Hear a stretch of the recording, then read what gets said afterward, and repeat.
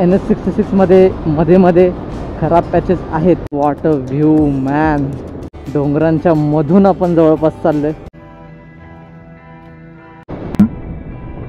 Good afternoon मित्रांनो, मी आहे मनीष बान आणि स्वागत आहे तुमचं आपल्या यूट्यूब चॅनलवर ज्याचं नाव आहे रॉक्स टुरिझम.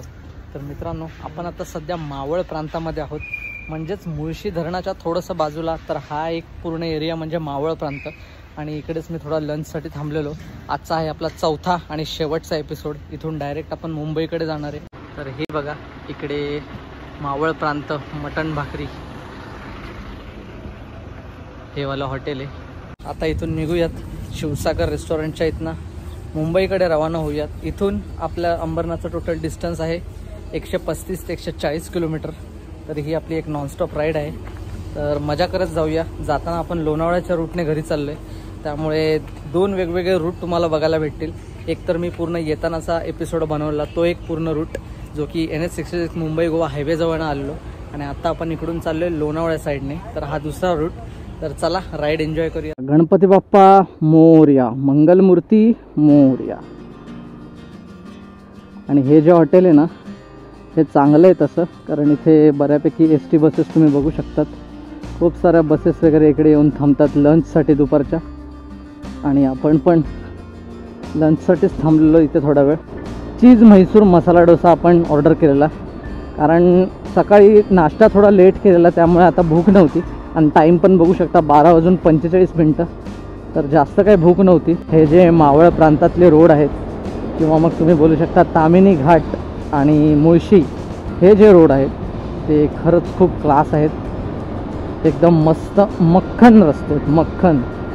NH66 यांच्यासमोर काहीच नाही आहे, काहीच. कारण NH66 मध्ये मध्ये मध्ये खराब पॅचेस आहेत अजूनही, पण हे जे रस्ते आहेत त्यांच्यामध्ये तुम्हाला जरा पण खराब पॅच मिळणार नाही आहे. आणि हे आपलं मुळशी धरण.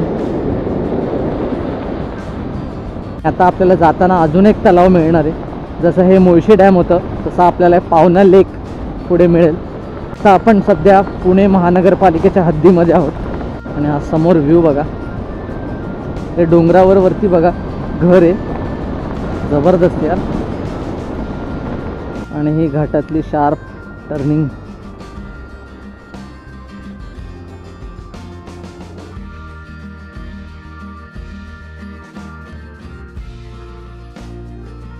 वेलकम टू पौंड मित्रांनो. पुणे जिल्ह्यातील एक छोटंसं शहर, किंवा आपण याला गावसुद्धा बोलू शकतो, पौंड. तर आपल्याला आता गुगल सांगतोय समथिंग 350 मीटरवरती आपल्याला एक लेफ्ट टाकायचं आहे. आणि तो आपला लेफ्ट रोड सरळ जाणार आहे लोणावळ्या साईडला. हा बघा, हा आहे तो रस्ता.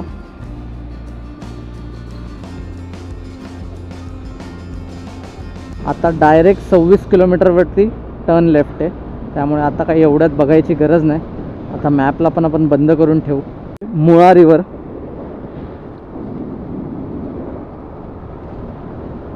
हा रस्ता पूर्ण गावागावातून जातो. हाडशी वगैरे अशी गावं लागतात. बघा आजूबाजूला मस्त हिरवीगार शेत आहेत. आणि त्या साईडला बघा डोंगराचा व्ह्यू किती सुंदर दिसतोय. हा बघा, इथून मस्त डोंगराचा व्ह्यू, मध्ये असा हा पातळ रस्ता आणि आजूबाजूला हिरवीगार शेतं. मस्त गावचा फील एकदम आलेला आहे. आणि ह्या रस्त्यांवरून राईड करायला पण मजा येते. म्हणजे कसं, हायवे आणि गावागावातील रस्ते या दोघांचं एक्सपिरियन्स आपल्याला घेता येतो. आत्ताच गावं संपली, पुन्हा असे घाटाचे रस्ते चालू झाले आणि लोणावळ्याकडे आपली वाटचाल सुरू झाली आहे. मस्त रस्ते आहेत यार. हा टर्न बघा किती शार्प आहे. लगेच इकडून हा असा टर्न, जबरदस्त.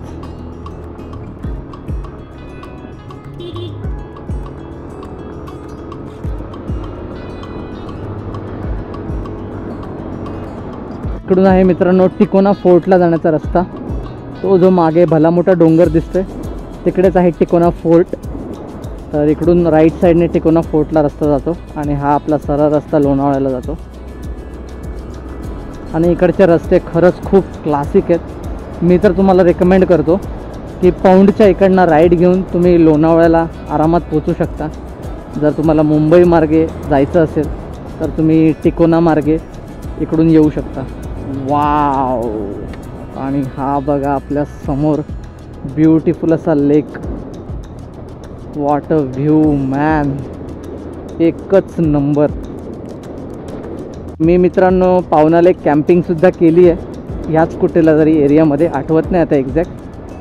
त्याचा लॉग माझ्या प्लेलिस्टमध्ये आहे, जाऊन नक्की चेक करू शकता. यमायरॉक्स मोटोलॉग्स नावाची प्लेलिस्ट आहे, त्याच्यामध्ये पावना लेक कॅम्पिंगचे माझे व्हिडिओ असेल.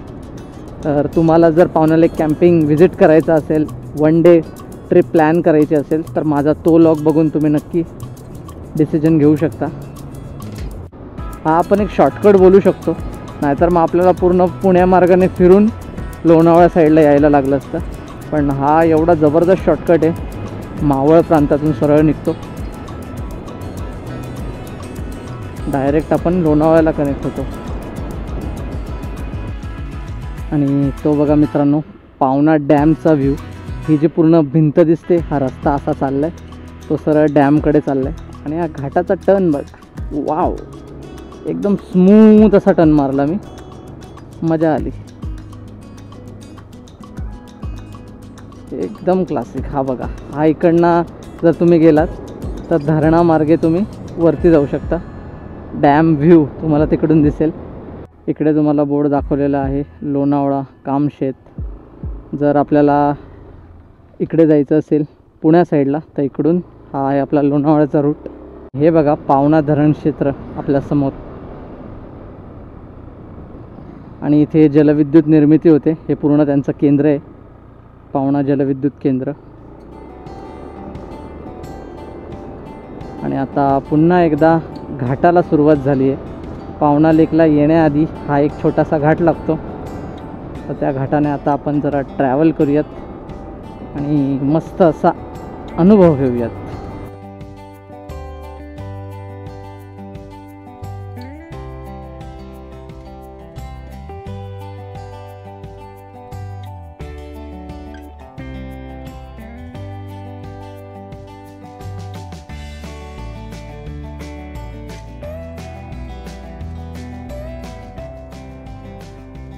हा बघा समोर पावना लेकचा व्ह्यू, खूप सुंदर. पावसाळ्यामध्ये ना इथून असं पाणी येतं, धबधबा, असा धबधबा वाहतो आणि इकडून असा फ्लो होत तो नदीला जाऊन मिळतो. त्यामुळे नदीचा फ्लो पण असा स्तर वाढलेला असतो आणि पाणी इकडून जाताना खरंच खूप सुंदर दिसतं. आणि जसजसं मित्रांनो लोणावळा जवळ येतं आहे ना, तसतशी थंडी वाजायला सुरुवात झाली आहे मला. वाव, हा रस्ता बघा, आणि डोंगरांच्या मधून आपण जवळपास चाललोय. सुपरमॅन. आणि इथे एकदम थंडगार वातावरण आहे. दुपारचा टाईम बघू शकता, 2:10, पण वातावरण एकदम गारेगार, मस्तच वाटते यार इकडे. लोहगड. आणि हा बघा मित्रांनो, हा इकडून राईट साईडचा सरळ वरचा रस्ता आहे लोहगडचा. मित्रांनो वेलकम टू लोणावळा. 2:24 पोचलेला आहे लोणावळ्याला.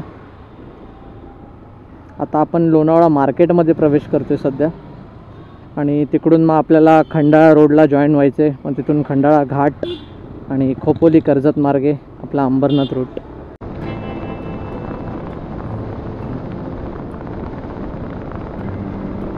मित्रांनो वेलकम टू खंडाळा. खंडाळ्याला येऊन पोचलो आहे आपण 2:37. आणि हे बघा माझ्या राईट साईडला खंडाळा व्ह्यू पॉईंट. इथे लिंबू सरबत नाहीतर उसाचा रस दोघांपैकी एक काहीतरी पिलं पाहिजे, जरा थंडावा. उंट बघा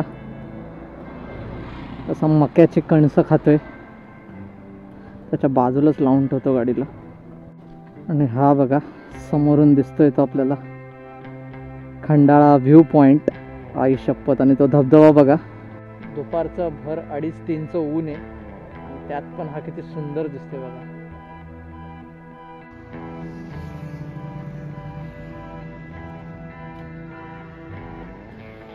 आणि हा आपण मित्रांनो खंडाळा घाट उतरायला सुरुवात केली आहे. इथेच घाटामध्ये मस्त लिंबू सरबत पिला, जरा तरतरी आली. आणि हा बघा, जर आपण राईट साईडने गेलो तर या पुणे एक्सप्रेस वेला लागू. पण आपल्याला इकडून नाही जायचं आहे, सरळ जाऊया इकडनं.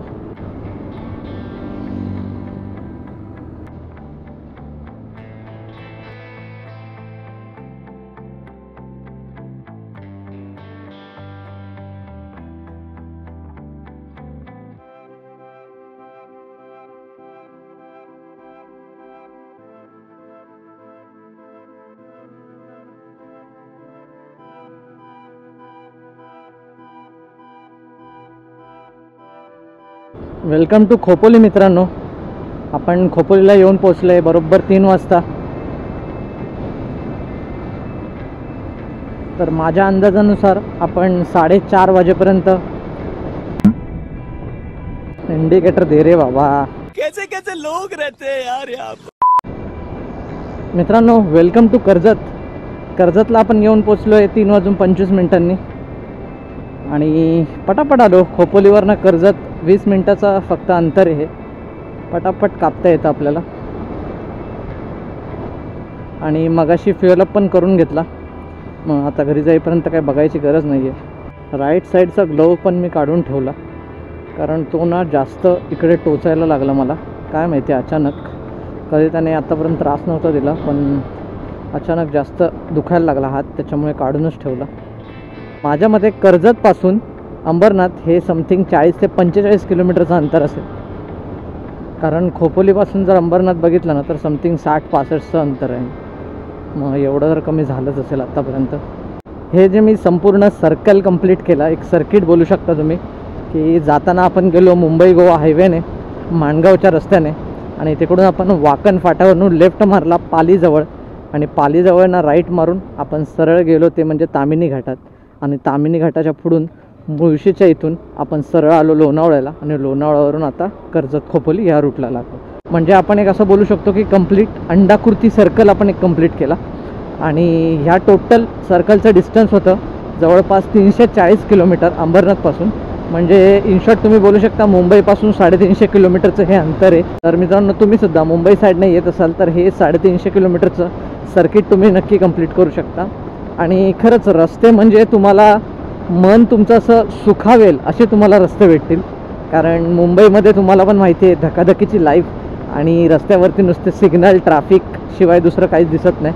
पण जर तुम्ही हे सर्कल कंप्लीट केला ना, खरंच मनाला अशी शांती भेटेल, आणि काहीतरी आपण मस्त राईड करून आलो याचा एक सुखद अनुभव तुम्हाला येईल. असा अजिबात वाटणार नाही की माझा हा दिवस वेस्ट गेला म्हणून. आणि मित्रांनो, टाईम बघू शकता, एक्झॅक्ट 4:30 झालेत आणि आपण अंबरनाथमध्ये येऊन पोचलो आहे.